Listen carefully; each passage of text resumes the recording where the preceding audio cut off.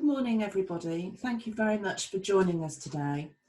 I don't know about you, but I've totally lost track of the years. And just the other day, I had Brexit starting about 3 years ago. It's very difficult to believe that it's actually only just over a year that we've been dealing with the new rules. And it's been a very expensive time for many UK businesses to deal with the past, to deal with 2021, with businesses having to swallow the additional costs of customs duty, European VAT and clearance costs. So today we have Andrew Thurston speaking about customs duty. He is Customs Duty Manager at McIntyre Hudson. Jonathan Main, Indirect Tax Partner at Moore & Smalley. Marissa Hutt, Senior VAT and Customs Manager at Baker Tilly, Netherlands. So if we switch to the slides, we are going to obviously look at the position that we're in today.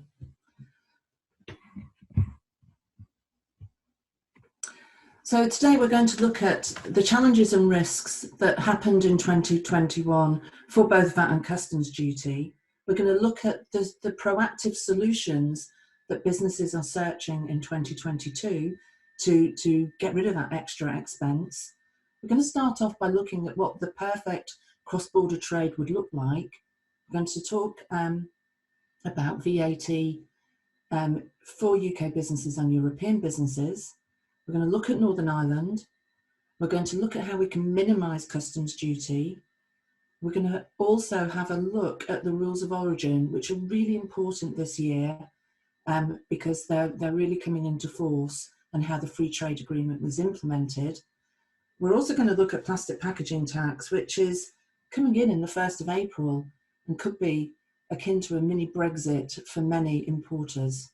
Finally, the conversation we've had with a lot of businesses is about expansion into Europe, and we're going to look at the options available to businesses. So first of all, we're going to talk to Andrew about customs issues. So Andrew, it'd be good to hear from you about what people should be aiming for to have the most cost-effective cross-border transactions. Yes, thank you, Alison. Morning, everybody. So yeah, in terms of a sort of a perfect import, there's a number of things that need to happen to be able to get goods across the border with minimal fuss. The first point is obviously the commercial invoice. So any commercial invoice that's created to move those goods across the border needs to be full and complete, making sure that it has details such as EORI numbers, commodity codes, origin, statement of origin if applicable, the quantities and the correct values. We have seen in the past that any minor issue with that could cause delays, certainly going into Europe. So it's making sure that the commercial invoice contains all that information. Next is the additional licenses. So at the moment, there's minimal requirements for licenses and certifications for things like products of animal origin and plant goods, but they will be coming in this year. But it's making sure that you're aware of the situation, and that if there is a certificate required, be it an import license or anything like that, that's all done in advance before the goods are shipped. Coming from Europe, there'll be an EU export declaration, and that's normally arranged by the supplier, making sure that is correctly declared. Any issues with that could cause delays in the goods crossing the border, so it's making sure that is arranged and is fully complete. At the same sort of time, there will be a requirement to do an import declaration, and this links into GVMS, which is a new system that was introduced from the 1st of January for imports and exports across from Great Britain into Europe. It was introduced on the 1st of January last year for imports into Northern Ireland, but it's been expanded mainly for roll-on, roll-off ports for imports and exports out of the UK. So the import declaration has to link in with the GVMS. If that's not been complete, then there is a risk that the goods won't actually be able to get into the UK, and they could get stuck at the port. Once all that has been dealt with, the goods can actually ship across into the UK. So whilst they're on the on the ferry, the HMRC declaration system will be checking the import, and if they deem that it requires a physical check or a documentary check, at that point the driver will be notified that they need to either stop the goods somewhere, or the agent has to provide additional documentation. At that point, the customs duty is paid at clearance, and also the import VAT is either paid at clearance via deferment account or accounted for via postponed VAT accounting. So there's a number of different steps that are required to get the goods in, and any sort of issue at any one of those points could delay those goods getting into the country. If we look at a perfect export, so this is a movement of goods from Great Britain into Germany via France. So this adds in an additional element which we'll talk about. Again, we're looking at the commercial invoice. It's making sure that the invoice contains the full and complete information to get the export declaration completed and also the import declaration. There are requirements from the 1st of January last year to have additional certification, certainly things like export health certificates, export licenses. All of those need to be arranged and completed before the goods are shipped.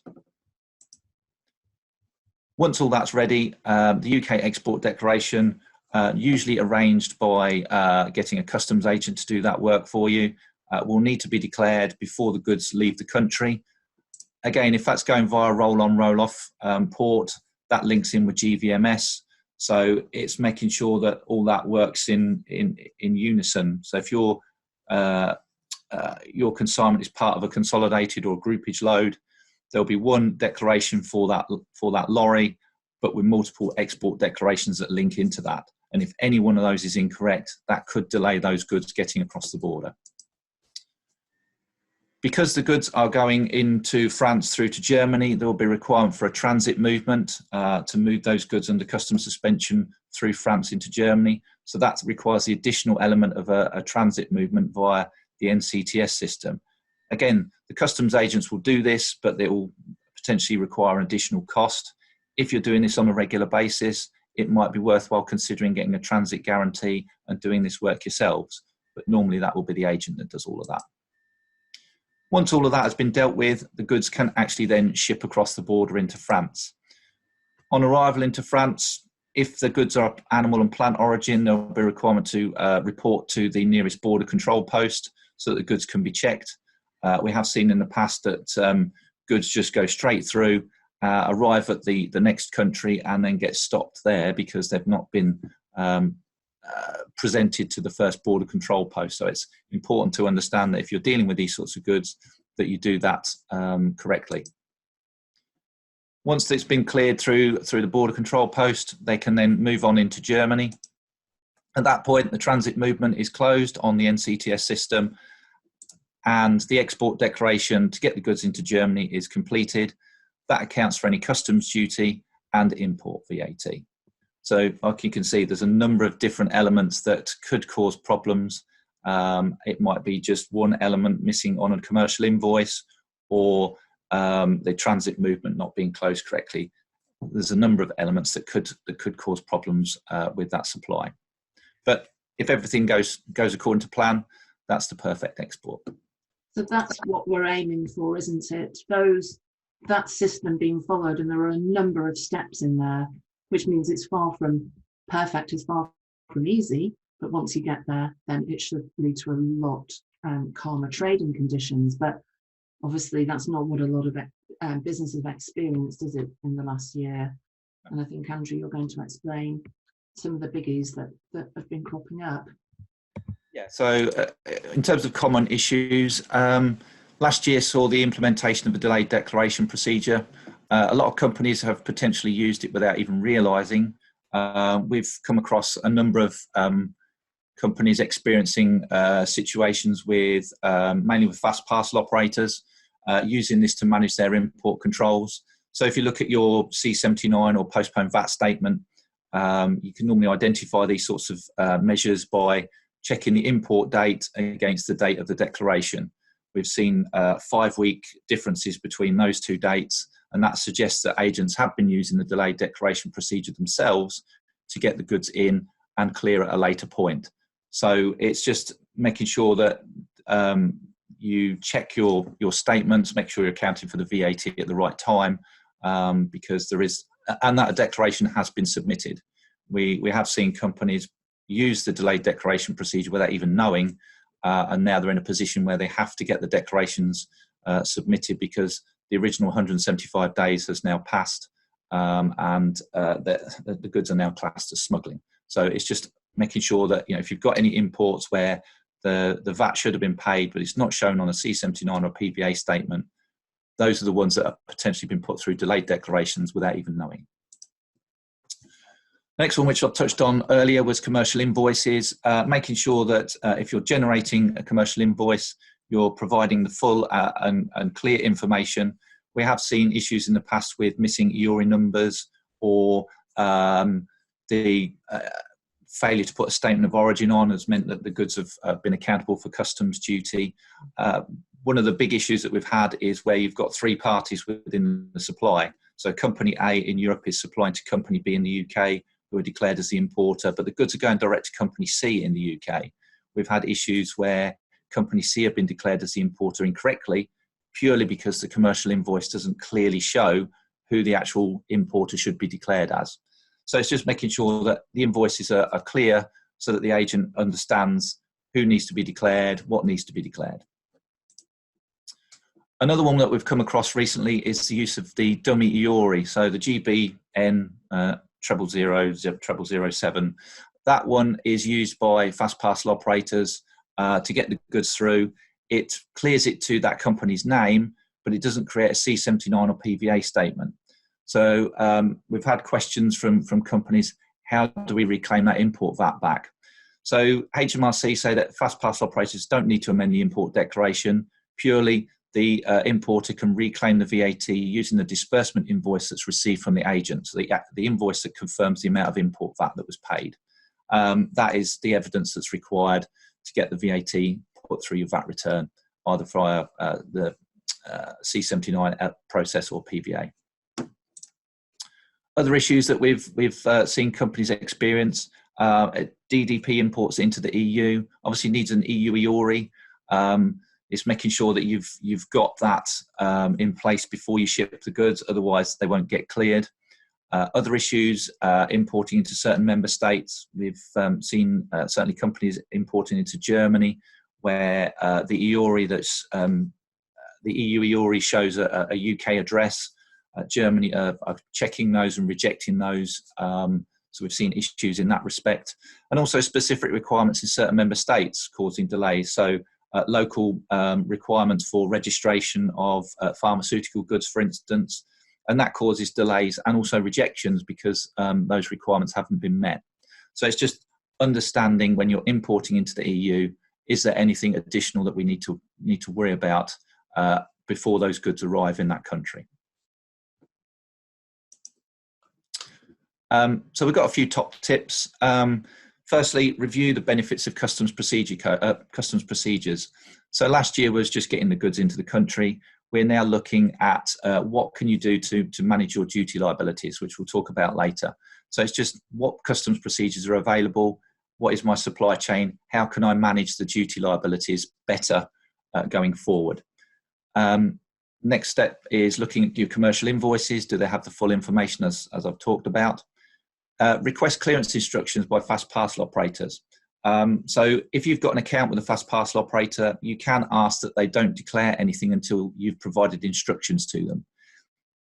That's an important factor because it gives you the element of control so that you can provide full information to do with commodity codes, values, so that the goods can be accurately declared. And it's making sure that you have that sort of process in place, and that could save you time in the long run. Another point that we've sort of pushed a bit is MSS data.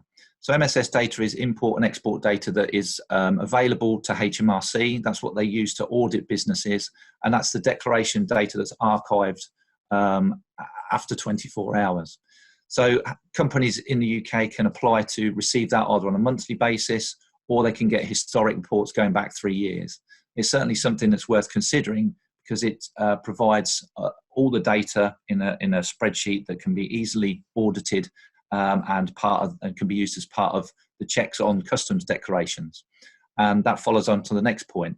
HMRC do expect companies who import and export in and out of the UK to have procedures in place for checking declarations. It's that company's responsibility. So having that MSS data and having those procedures maintains a satisfactory level of compliance. The next point is to do with contracts, and we've seen companies looking at moving goods across borders under a contract. It's just making sure that there is a consideration of the Incoterms and understanding the customs risks relating to those Incoterms. So if you're shipping goods under delivered duty paid, you've got to understand that you're going to be the importer into that other country. So it's just factoring that in any sort of contract negotiations. And finally, checking the customs tariff. So understanding your commodity codes and making sure that you do regularly check the UK online customs tariff to see if there's any changes. There were changes from the 1st of January because the World Customs Organization issued their 5-yearly update on the tariff. So there are a number of changes. And if you've got any concerns over that, then please do let us know.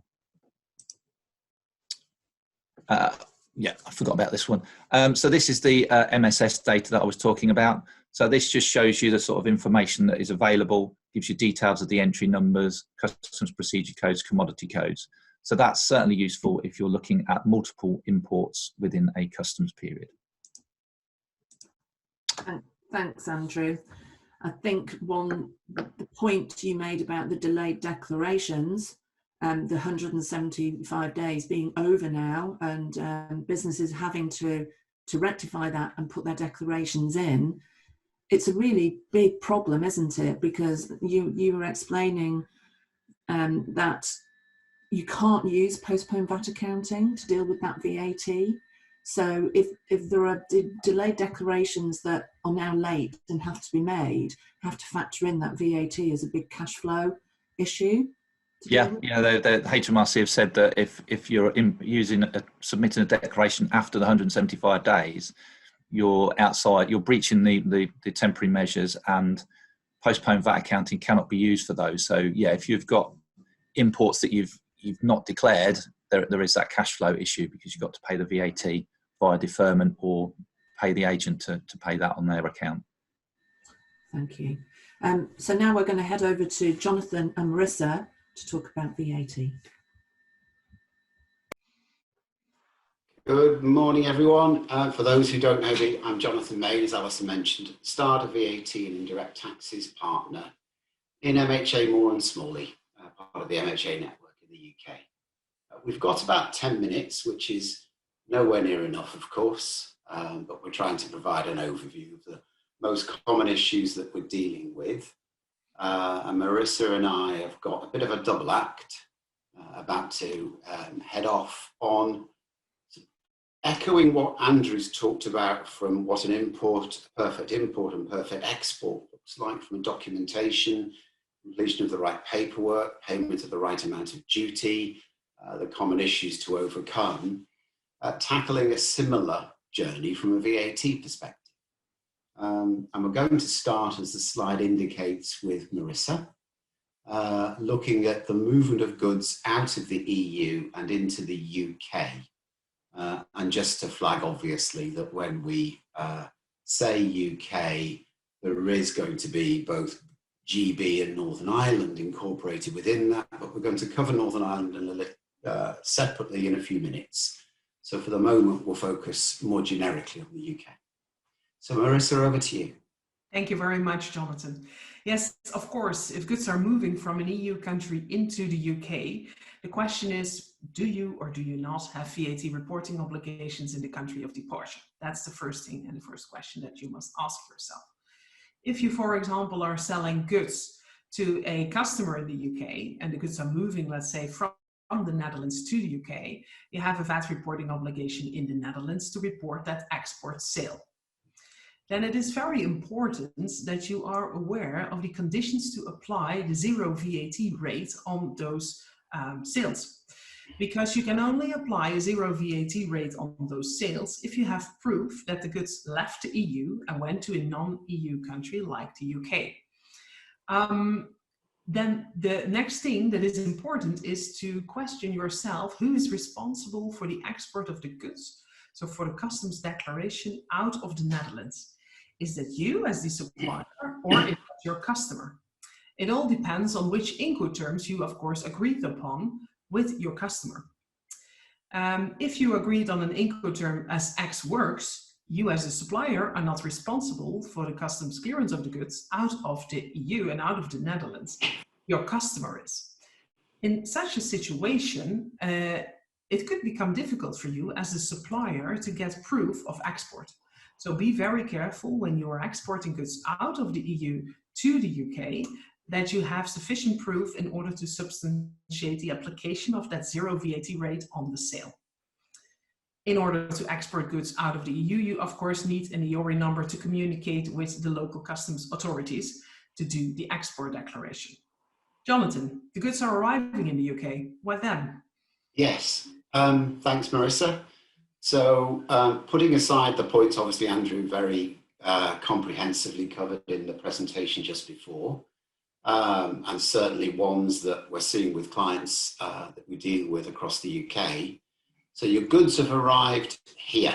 What you ideally want to do is not pay any import VAT, assuming this is for business customers, as the slide indicates. We're going to come on to B2B and B2C sales shortly. So for business customers, you want to avoid paying VAT at import. That doesn't mean you're smuggling them across the border. It means you can take advantage of postponed VAT accounting, which Andrew mentioned. There is a means of completion of the import entry. We've got guidance on our websites if you're not sure about how that might work. And as long as the import entry is completed appropriately, then you no longer need to pay VAT at import. And that isn't just for movements from the EU, it's worldwide. And you then get your postponed VAT accounting monthly statement, and you perform an entry on your UK VAT return. For those who are familiar, you post the same VAT amount to boxes 1 and 4 of your VAT return, obviously netting down to 0. So you've avoided that cash flow problem, which Andrew alluded to, of paying the VAT up front, either through your deferment account or getting your customs broker, freight forwarder to pay it for you, and then just perform a self-assessment mechanism on your quarterly, presumably probably quarterly VAT return. So that deals with the entry of goods into the UK. I think probably in the time we have left, I'll turn this around, Marissa, and look now at the export from the UK. So for a B2B movement of goods, a sale of goods to a business customer, I can echo most of what Marissa has said, particularly picking up on her point about X works.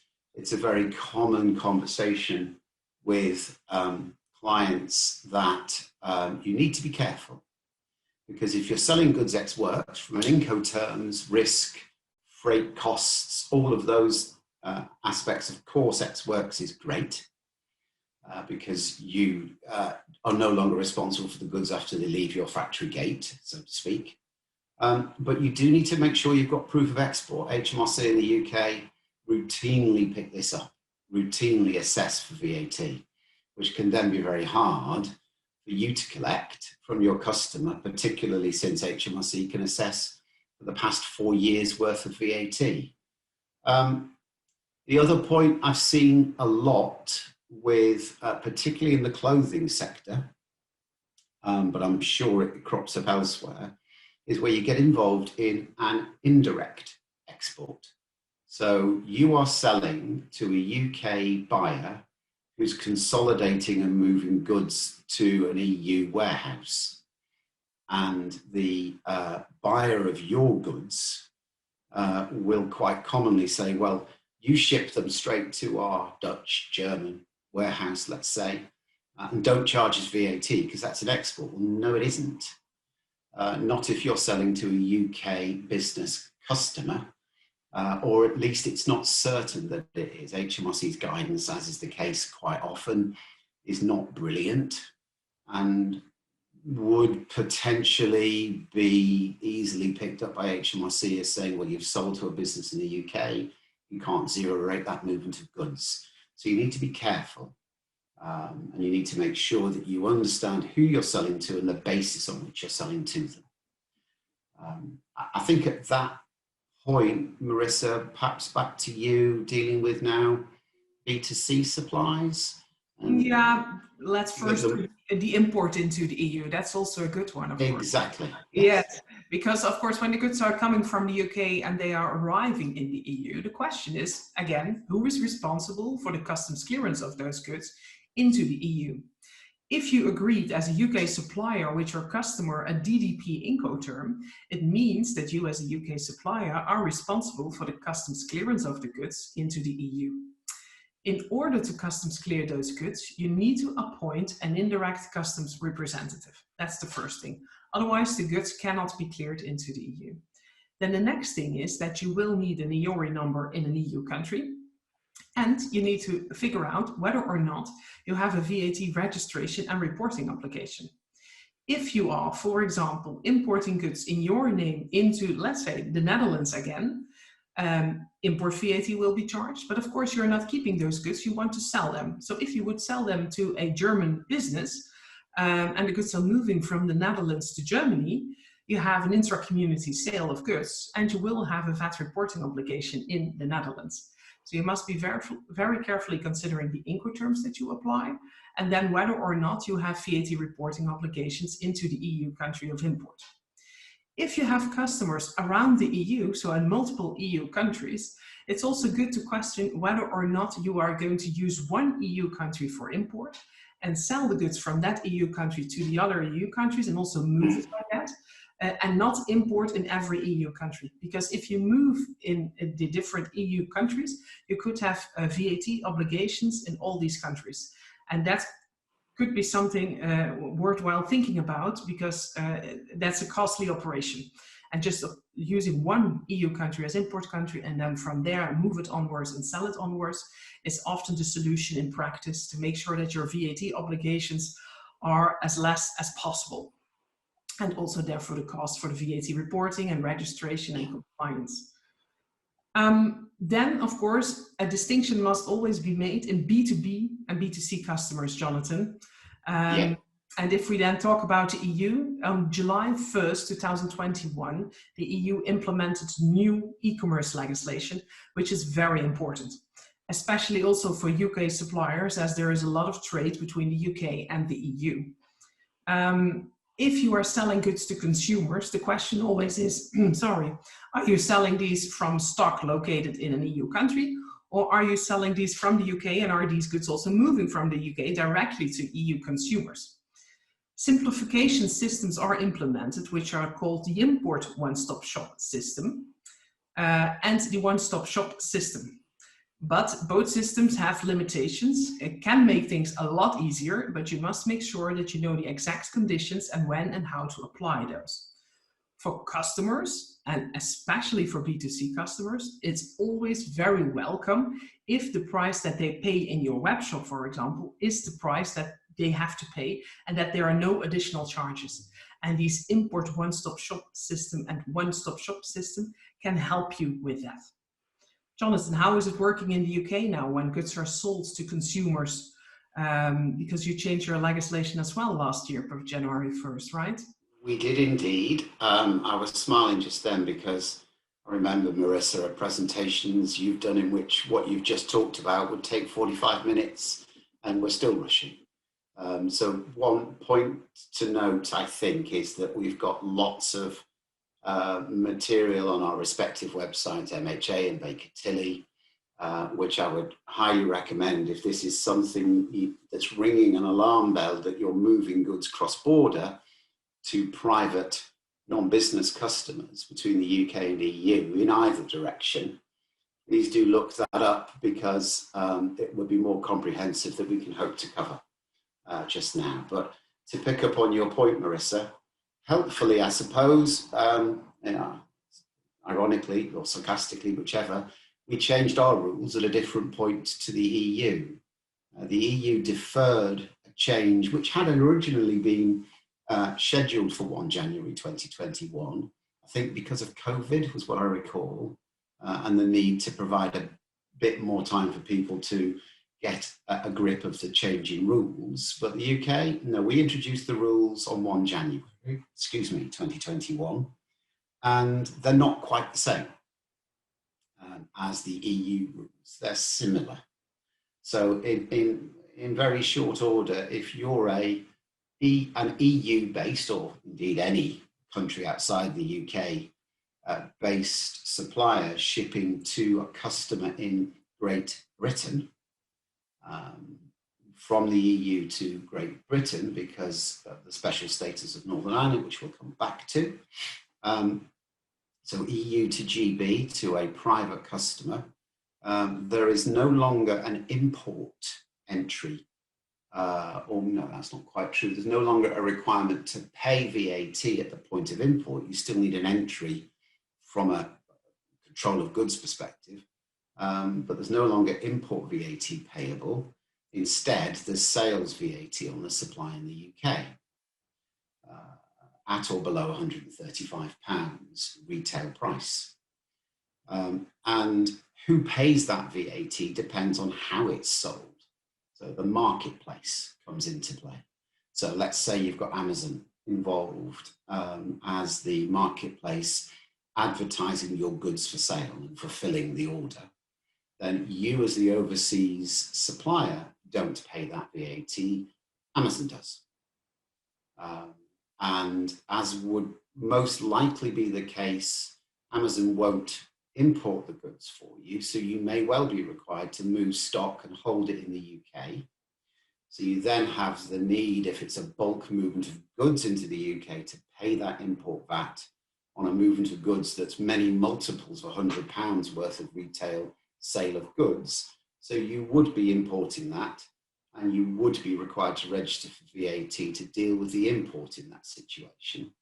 And you then have a zero-rated supply, deemed zero-rated supply, to the marketplace in the UK to allow you to register for VAT and recover the import VAT.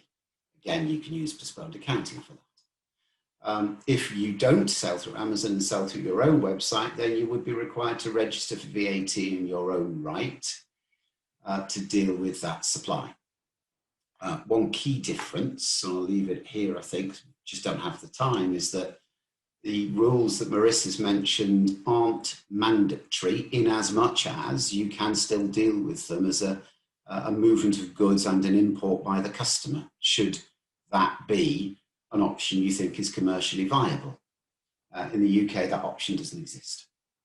It is mandatory for £135 and below. That's probably as much as we can cover, Marissa, on that point.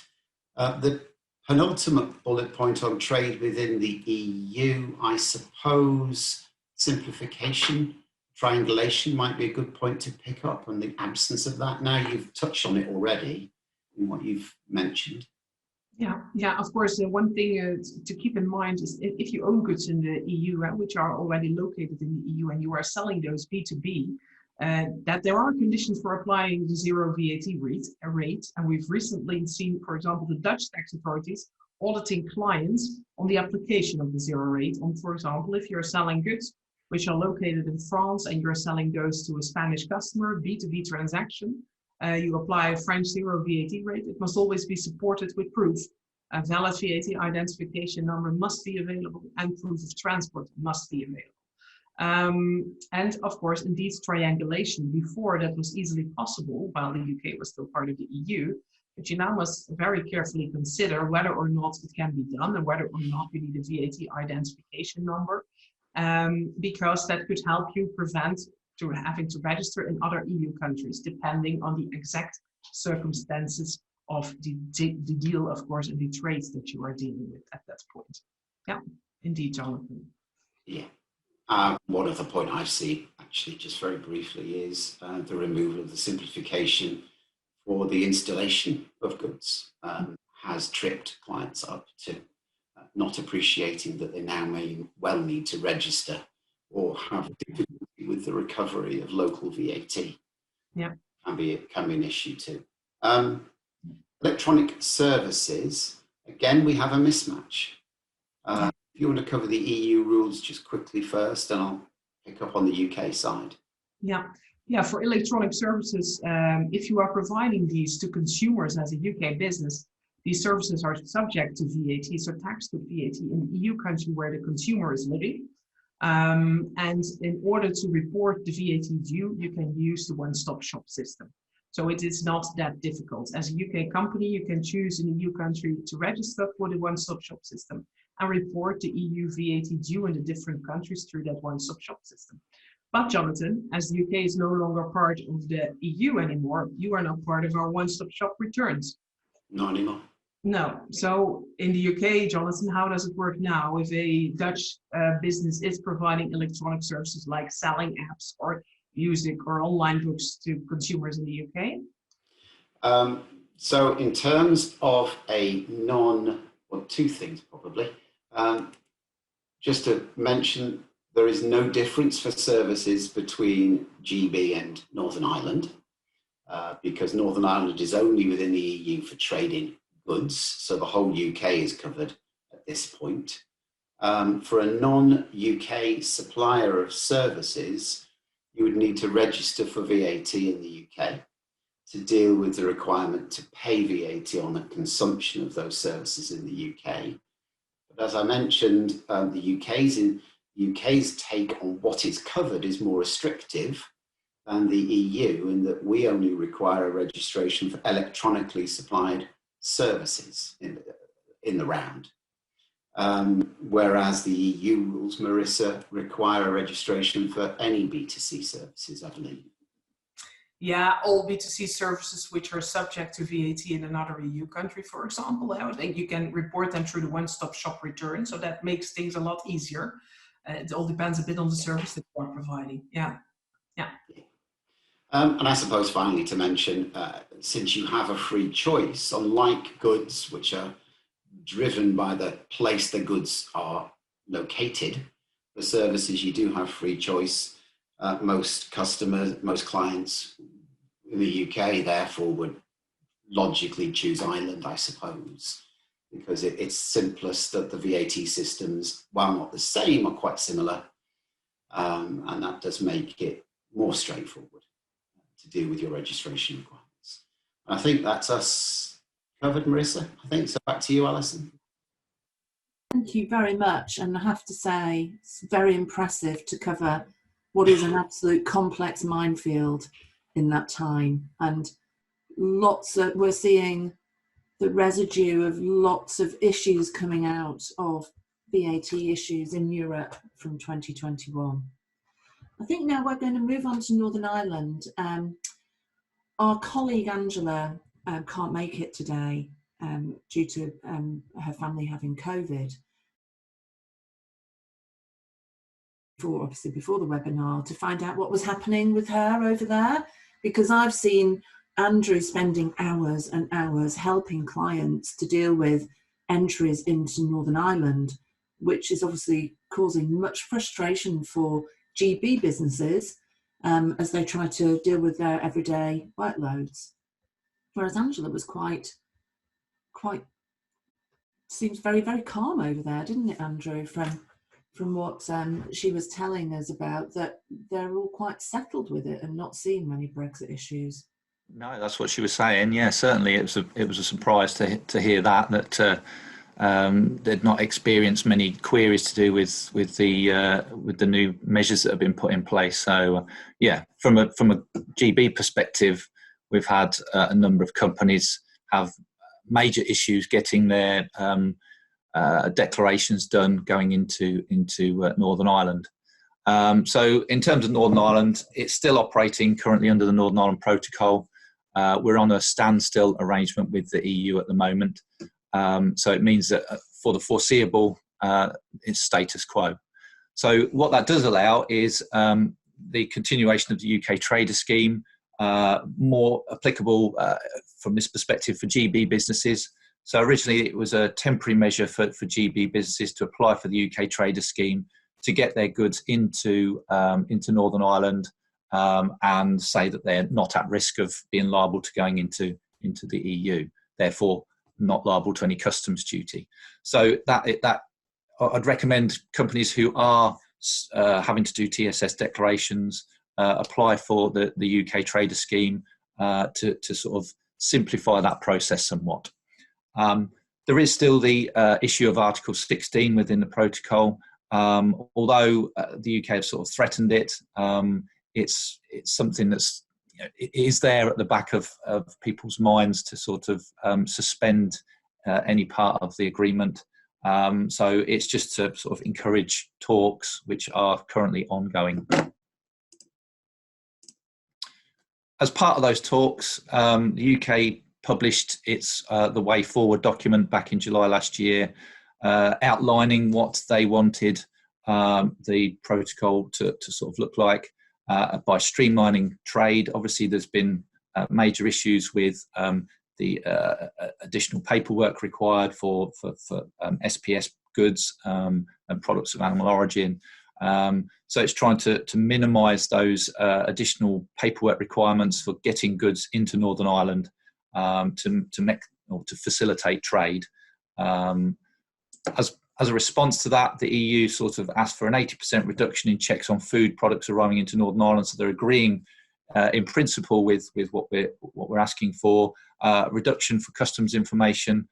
But at the end of the day, it is a requirement that they will allow this if the Great Britain and the UK can put in safeguards that prevent goods crossing from Northern Ireland to the Republic of Ireland without being accountable for EU taxes. So I think, you know, going forward, this is something that's going to rumble on for the next sort of 6 to 12 months, and it's just a wait and see how that outcome comes in.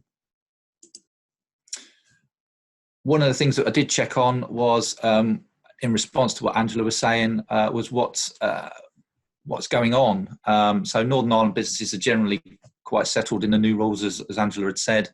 There was a poll back in June that indicated there's a split between whether Northern Ireland think it's working and it's not working. So it's sort of nearly 50-50. There was another study done by the Northern Ireland Business Brexit Working Group in July, and they identified that the actual additional staff time and fees were not inconsiderable. So they're managing those sorts of additional costs. The main issue related to the additional paperwork and bureaucratic requirements, which obviously are a focal point of the discussions, and the understanding of the rules of origin. The delays at ports and receiving goods were not considered as a major concern, which is a good thing, so the goods are getting through. But one of the concerns was that 1 in 5 Northern Ireland manufacturers are saying that GB suppliers are no longer servicing Northern Ireland, and we've seen that as well, where it's not a major part of the business. So rather than have the hassle of having to do TSS declarations and the additional paperwork, companies in Great Britain are looking to say, well, we'll suspend that at the moment until things resolve themselves. And that seems to be in the main area of the supply of parts and components into Northern Ireland. Thanks, Andrew. And it's worth saying as well with Northern Ireland, we've had lots of conversations with clients who maybe have a head office, a headquarters in Europe, and they have the UK and Ireland markets. And we've talked to, from a technical point of view, well, keep your goods in Europe. Don't send them into the UK first and then into Northern Ireland and into Ireland. Send them direct from Europe to Ireland and then into Northern Ireland. That way, as many of our clients have said, that's all very well, nice idea, but actually the travel routes between mainland Europe and Ireland is quicker, as one of my clients said, it's quicker to put it on a lorry in the UK, drive it, and then ship it across, rather than have a ferry go from mainland Europe to Ireland, Northern Ireland. So it's those types of things that if you can keep things within Europe, then you can trade into Northern Ireland by getting your XI VAT number, which is quite a straightforward process to do. It's for acquisitions of goods from another part of Europe into Northern Ireland directly. and that is done by the Government Gateway account.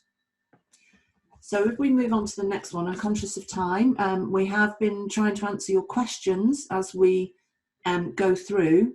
Oh, sorry, I've stopped you, Andrew. No, that's fine. I'll just briefly touch on Trader Support Service. So this is to get goods into Northern Ireland. So like Alison said, there's been a number of issues with getting the declarations cleared. It's just, there are changes to the system. It's constantly being developed. There is the addition of return goods relief. So if you're a Northern Ireland business sending goods to GB, you've got to claim return goods relief to get those goods back into Northern Ireland. And also onward supply relief if you're moving goods through Northern Ireland to Republic of Ireland. That accounts for any VAT on that supply. So it's a developing system, and it's just, you know, being patient with it and contacting the Trader Support Service team if you've got any queries. Thank you. Yes, as I was just saying, we're trying to pick up the questions as we go through. There are two that were sort of asked several times. MSS data, that is a direct sort of request with HMRC. I don't know whether, Andrew, we can share that link, or if you can just... Yeah, there's a specific page on the .gov webpage, so you can just type in MSS import data into Google and that will bring the page up. There is a contract that you need to go into to fill in and then send that off to HMRC. Once they've processed that application, they'll send you an invoice. Once that's paid, then they'll send you the data. So it normally takes a week or two to get all that resolved.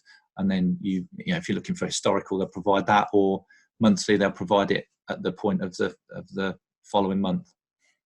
That's great, thank you. And one other point, PVA statements, that's by your Government Gateway account, and it's signing into and registering with that particular service. The PVA statements are then sent that way, but they only last for 6 months. So let's go briefly on. We've got a few more topics to cover very quickly. So customs relief and rules of origin, which is very much a hot topic. Yeah, so if we just briefly talk through these. So these are the main duty reliefs that HMRC has available to UK businesses. What we've seen is in the recent months a significant uptake in things like inward processing and outward processing. So if you're involved in repairs, servicing, or you have to send goods out for repair or service, you're going to need inward processing, and I'll touch on that in a moment. If you're bringing goods in for some form of process, to avoid paying or waive any requirement to pay any import duties, and certainly inward processing is something that needs to be considered. So if you've got any need for that consideration, then do let us know. Customs warehousing, if you're storing goods for onward supply into Europe, to avoid that double duty, then we have seen an uptake in customs warehousing. You don't need to have your own warehouse. You can use a third-party customs warehouse, but it's certainly something businesses can consider to minimise that double duty. With temporary admission, we're looking at goods that are coming in for things like exhibition, for loan, that are coming in temporarily, means of transport. With temporary admission, that waives the requirement to pay any duty and VAT, provided those goods are re-exported. So if you've got goods that are coming in for exhibition and that, it's worth just checking on temporary admission.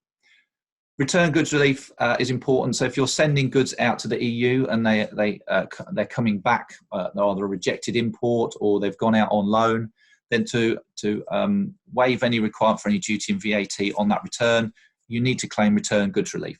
So it's just making sure that you understand that there is a way to avoid paying that duty, provided you've got the evidence that the goods were originally exported from the UK. There are other duty reliefs. So if you're importing goods for testing or you're importing commercial samples, there are other reliefs available, but you obviously need to meet the terms of those reliefs to get any duty and VAT waiver.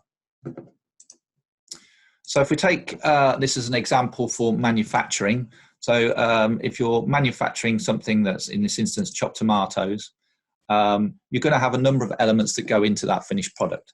So if you're importing those elements from outside of the UK, there's going to be a liability for customs duty and import VAT now. By using inward processing relief, you can import those goods without paying any duty and VAT at time of import. They go through the processing element and are then put into the finished can, and they become a finished product. If you then re-export that finished product to the EU or to wherever, that discharges any liability for the customs duties on import. If you sell it into the UK, then you do have the option to account for any customs duty on that finished product rather than on the imported components. So it's an important consideration to manage any duty liability if you're manufacturing in the UK. The good point about the trade agreement is if that finished tin of chopped tomatoes met the rule of origin within the trade agreement, you could export that across into the EU without paying any duty. So potentially no duty on that whole supply chain.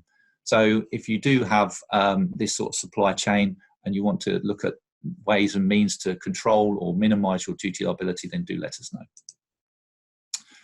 One of the major ones that we've had a lot of queries on is to do with repairs. So if you're importing something that is coming in for repair or a service, it needs calibration, then if it's coming in from Europe, you will need to submit a declaration and there will be a potential liability for duty and VAT. So if we take this as an example, you've got a temporary export for repair from Italy. The goods are coming into the UK. So to waive any requirement to pay any customs duty and VAT at import, you would need to have inward processing relief. By putting it into inward processing, you're saying that goods are going to be repaired, serviced, calibrated, whatever.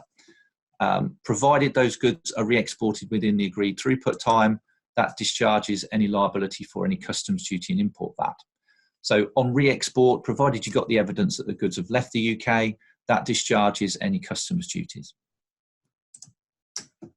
The point that is really important is the import VAT.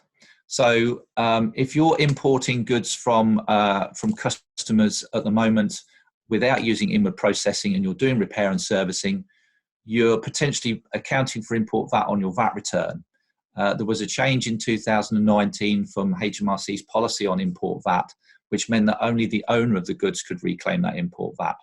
So if you're doing these repairs and servicing and reclaiming the VAT on your VAT return, then potentially you're breaching these new regulations. So it's important to consider this and look at doing inward processing to avoid any long-term issues with your import VAT. If we look at origin briefly, the process for determining the UK origin is reasonably straightforward. The rules that apply to various goods can be quite complex, but if we just look at the process in general. So the first thing you need to do is confirm the 6-digit tariff heading. So what is the first 6 digits of the commodity code? If you're sending goods into Europe, you need to refer to the EU customs tariff. That has the same 6 digits as the UK tariff, so it's reasonably straightforward. So once you've established the first 6 digits, you then need to confirm the duty rate. Again, referring to the EU customs tariff because that's where the goods are going into. If it's got a positive rate of duty, 1.7%, whatever, then you need to look at determining preferential origin to waive any requirement for any customs duties on import into Europe. If it's a zero tariff anyway, then this is all you need to worry about. You don't need to worry about anything else. It's zero tariff. You don't need to. You just need to put UK origin under the non-preferential rules. If it's a positive rate, then you need to look at the rules of origin within the trade agreement. That's published online, so if you did need that, then do let us know. They are based upon the 6-digit tariff heading, so rules do differ depending on which type of goods you're sending. Depending on the rule, you're going to need to have certain evidence. So if you're exporting finished products, you're going to need a supplier's declaration. But if you're manufacturing the goods, you're going to have things like bill of materials, supplier's declarations, production records. All these sorts of factors are required to evidence whether you meet that rule of origin. So if all of this is in place and you've got the satisfactory evidence, you are then able to put the statement of origin on your commercial invoice to allow those goods to be imported into Europe under the zero tariff. HMRC are inspecting, are potentially going to start to inspect these sorts of exports into the EU. So you do need to have this evidence. Otherwise, your customer could fall foul of having to pay additional customs duties. One thing I'd like to touch on is supplier's declaration. So there was a temporary measure in 2021 that allowed for companies to export if they thought that were certain that the goods met the rule of origin, but didn't have to have the supplier's declarations in place. You do have to have them now. So from the 31st of December, you have to have it to cover the 2021 period. So these are normally required when we're looking at the max nom rule. The purchase of finished goods. So if you're purchasing from a UK supplier, you need that supplier's declaration, because HMRC will then go to the supplier, and it helps support evidence of wholly produced. If you haven't got this documentation and HMRC audit that declaration and audit those goods, then they could disallow that claim for preferential origin. So it's important to have this sort of paperwork in place. Thanks, Andrew. That sounds like the rules of origin are a real hot topic, aren't they, at the moment? And I can foresee there's going to be some pretty big issues further down the line once all the authorities start to look at this in more detail. Yep. Okay, we've just got two more topics to run by you. The first is plastic packaging tax, which could be a little bit of a mini Brexit for importers. And we were recently talking about HMRC's consultation document on plastic packaging tax, and our view is that they've possibly underestimated just how many importers in particular will be affected by this. And Andrew's leading on this for MHA. Yeah, so the plastic packaging tax will be introduced from the 1st of April this year. It's designed to encourage businesses to increase their recycled content. So within the UK, the plastic packaging tax will apply to finished plastic packaging manufactured in or imported into the UK. If the plastic packaging has a recycled content of 30% or more, then it's not liable to the tax.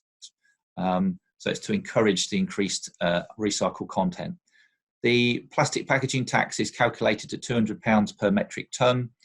If you are manufacturing the packaging and supplying it to somebody to export, then there is a ways and means to defer that tax, provided the packaging is exported within 12 months.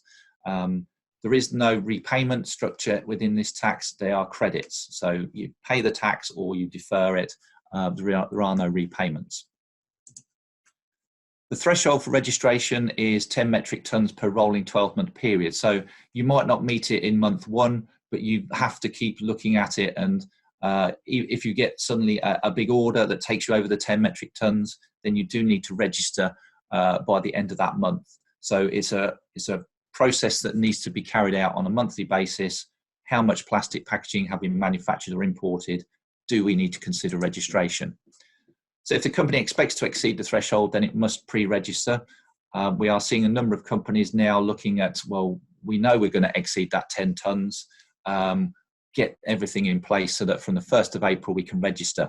At the moment, there's no ability to pre-register on the .gov website. It's only from the 1st of April. So registration is required whether packaging is liable to the tax or not. So if you're importing exempt materials, if you meet the 10 metric tonnes, you still have to register and have the records. You're just filling in a nil return, basically, or a return that's not going to count for any plastic packaging tax. So it's something that we're seeing an uptake on. Businesses need to be aware that, you know, even if you're just importing finished goods, there is a likelihood that there is going to be a plastic packaging element within that. What is that element? What is the weight of that element? Are we going to potentially exceed that 10 metric tonnes? Do we need to register?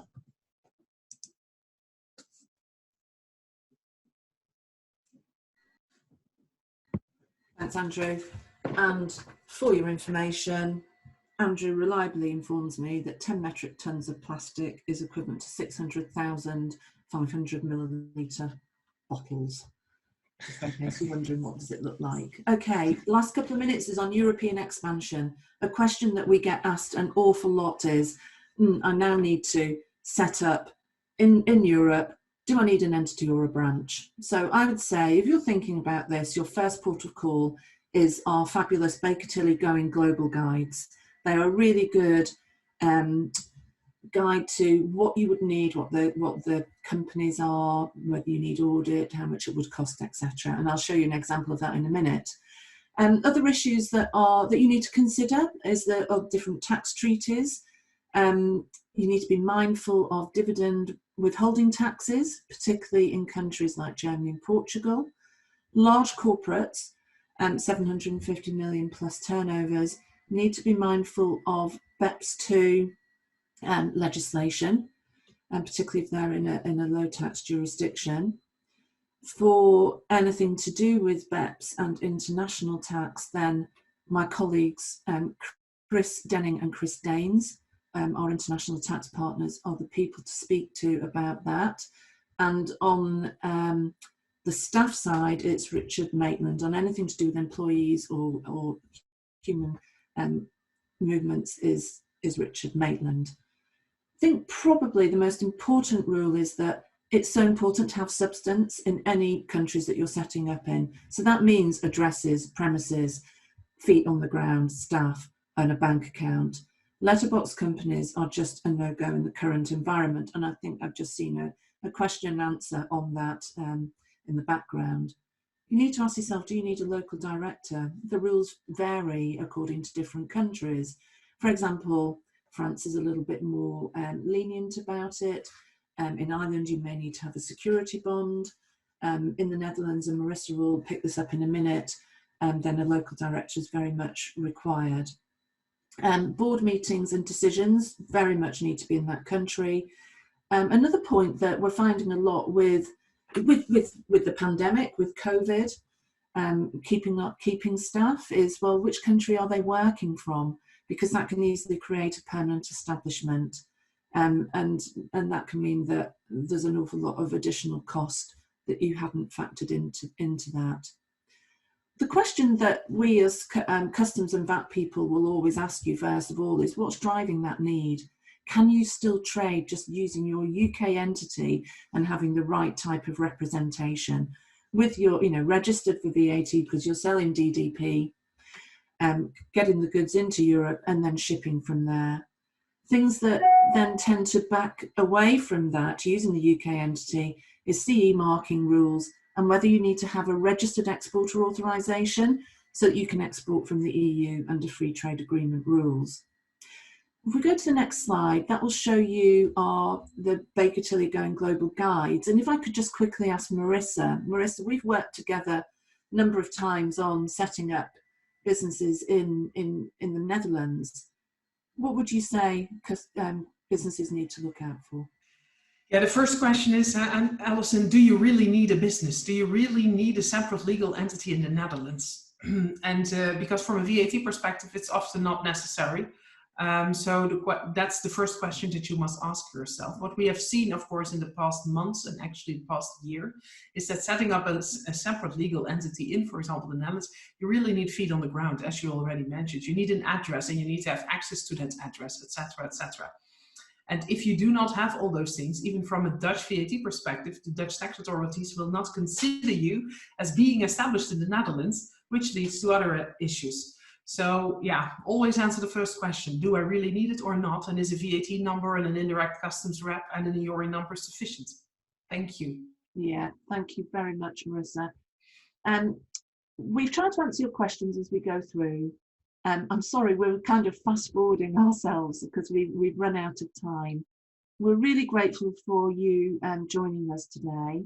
On the next slide, we've got our contact details. So if we haven't answered your question, we will come back to you on those.